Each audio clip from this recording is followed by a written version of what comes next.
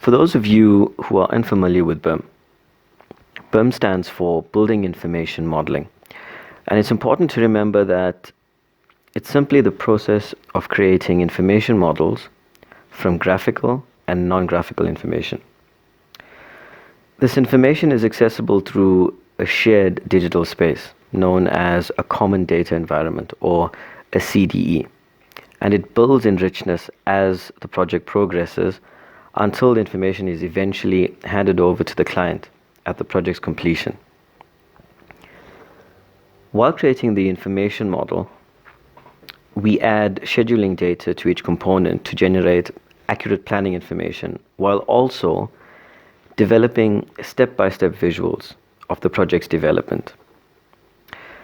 This process of adding planning and scheduling information to the BIM is known as 4D BIM generation. Similarly, the process of linking cost data to support cost planning and generate cost estimates is known as 5D BIM. And the inclusion of that information with the effort of supporting facilities management and operations is known as 6D BIM. So, the first step in developing a building information model is to begin with what we like to call existing conditions model, or an ECI. An ECI can be an as-built of the existing structure, or it can be a simple terrain model of the construction site for the proposed building. To generate the ECI, we use a means of high-definition site surveying, also called laser scanning. This is essentially a high-accuracy environment mapping process, or reality capture. Unlike the conventional methods that capture individual points, a laser scanner instead captures richer details of the entire scene. So, in essence, it's like a camera taking a 360-degree photo with accurate X-Y coordinates for every pixel. Once the data has been captured, it's then converted to a final product or a deliverable. In the field, the scanner is positioned at specific vantage points, and scanning is initiated with the touch of a button. The scanning process also includes taking panoramic photos for even more realism and real-time site monitoring. So, to capture an entire site, regardless of size, all we do is we position the scanner at multiple vantage points and take multiple scans. And these scans are then registered later using a geographical coordinate system like you would in a standard survey. For design and construction projects, this basically translates to reduced risk, reduced costs, and reduced field work, because everything once captured is available instantly in 3D. From that, what we are then able to do is to generate 2D plans and elevations, user-friendly panoramic images with instant measurements, clearances between points and surfaces, high and low points, tie-in points for piping installations and HVAC, sections and profiles, volumetric reports, wireframe and surface models, ISO packs, links to asset information, fully textured models, fly-throughs, and obviously up to 6D BIM application. Once the ECI is generated, the 4D BIM process is started by linking planning and scheduling information to each component. Remember, 4D BIM involves time-related information being associated to different components of an information model. For a specific element or work area, the 4D information can include details on lead time, construction and installation periods, curing and drying allowances, sequencing, or the work's interdependencies with other work areas. So, with this information at hand, we can quickly develop accurate planning schedules for projects based on one reliable source of federated information from planners and schedulers.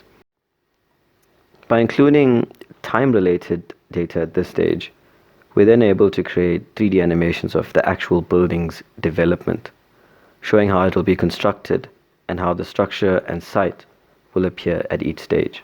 This is hugely beneficial to the planning and construction in a safe and logical way, since it maximizes efficiency on site while ensuring health and safety regulations are always followed.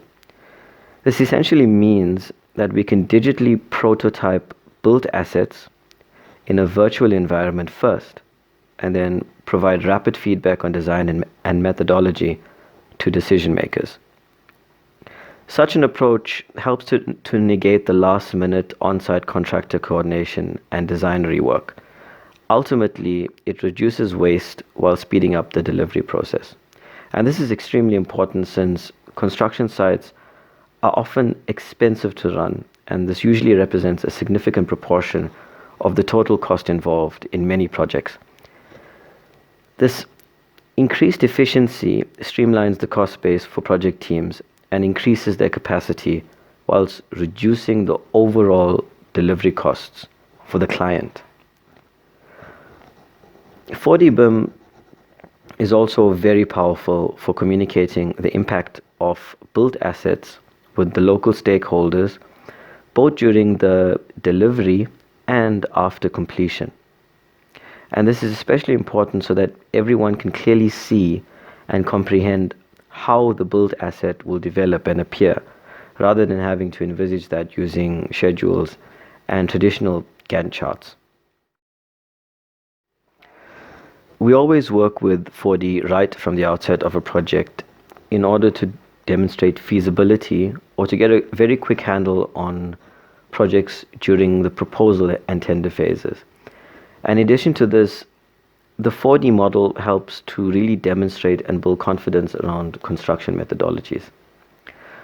For planners, what 4D actually means is that they'll be brought closer into the heart of the project, rather than their traditional roles, which basically meant creating multiple program reiterations as the proposal develops.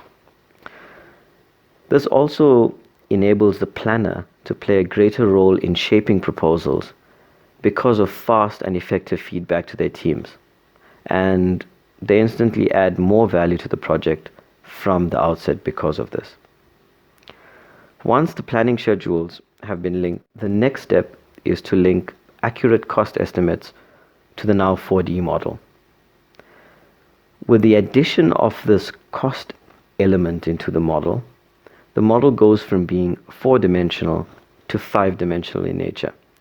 And this brings us to 5D BIM. The estimates consider the capital costs of purchasing and installing a component, the running cost, and the anticipated price to renew it in the future, because all this data is linked to each component during the 5D process. With a graphical model and the attributed data being developed simultaneously, cost managers will very, very quickly determine the quantity of a particular component, and they can then apply rates to those quantities to formulate detailed cost schedules. The costs are then combined to build an overall picture of the project costs. Takeoff is done automatically to save time, and the costing is always shown in relation to the 3D model. And this is important because if there's any changes in project costs, cost managers will be able to see it, and they'll be notified immediately and automatically, and then prompted to correct the information model. So, with solid construction schedules and robust contract sums, we can then track the forecasted cost simultaneously with the actual spending over the course of the project. And this is especially useful for generating your periodic cost and budget reports, either on a weekly or monthly basis. It's very important to understand, though, that the integrity of cost estimates is directly linked to the quality of the data that is being produced by the project team. So careful emphasis must be placed on the cost manager's role in validating costing. Put simply, garbage in, garbage out. So their involvement in the validation stages is absolutely critical, especially since from a costing perspective, not everything in the building information model is going to be accurate. Why? Because not every element is always modeled in 3D. There can be a lot of 2D information that's used in BIM. Some elements aren't even modeled at all. Added to that is the fact that different information models classify information differently. Floor areas, for example, might be classified under gross internal floor area, and they may not or may include voids. So this all needs to be set clear by the cost manager and clarified to ensure that the information is correct from the outset. Earlier I mentioned takeoffs or quantity counting. Essentially, there are three types of quantities in a building information model.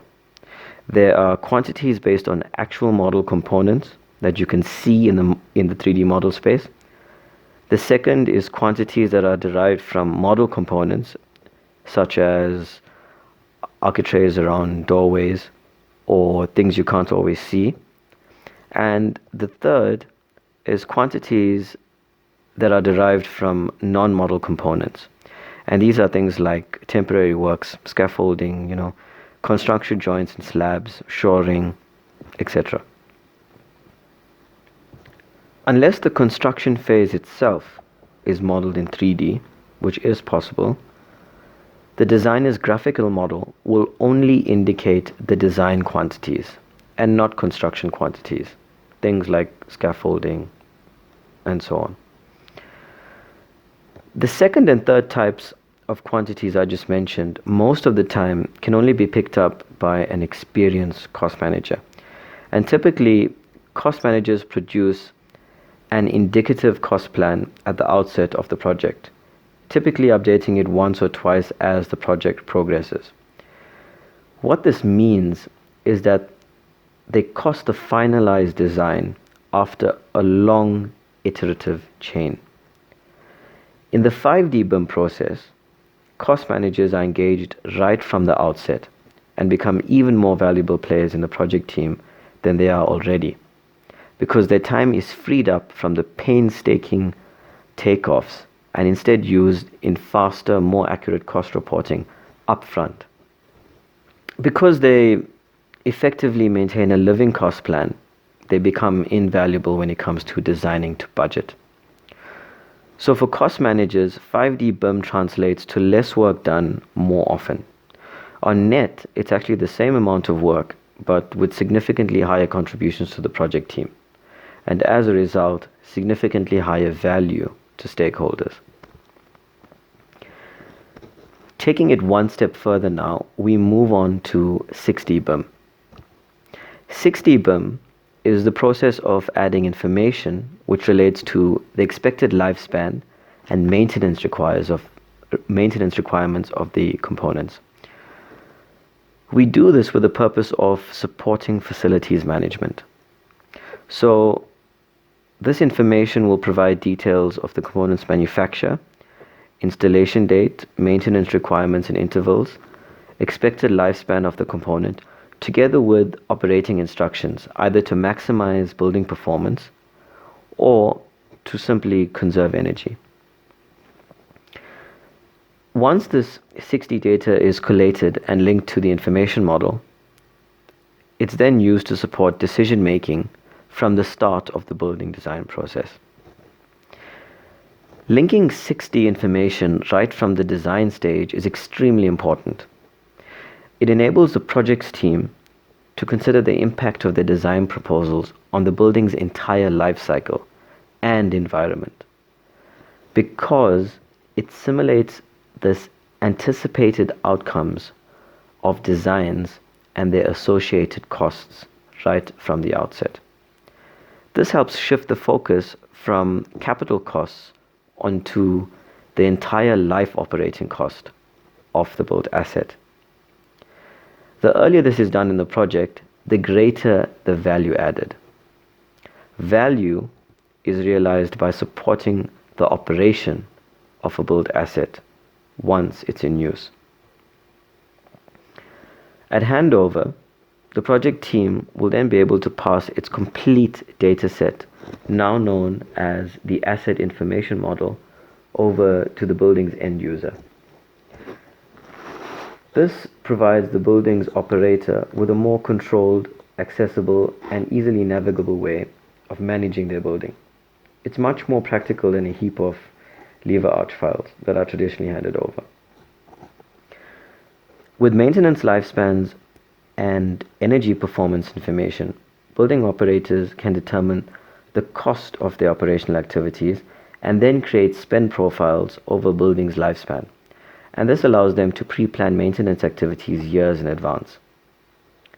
So they adopt a more planned, and proactive approach to facilities maintenance as opposed to a reactive approach, which usually happens.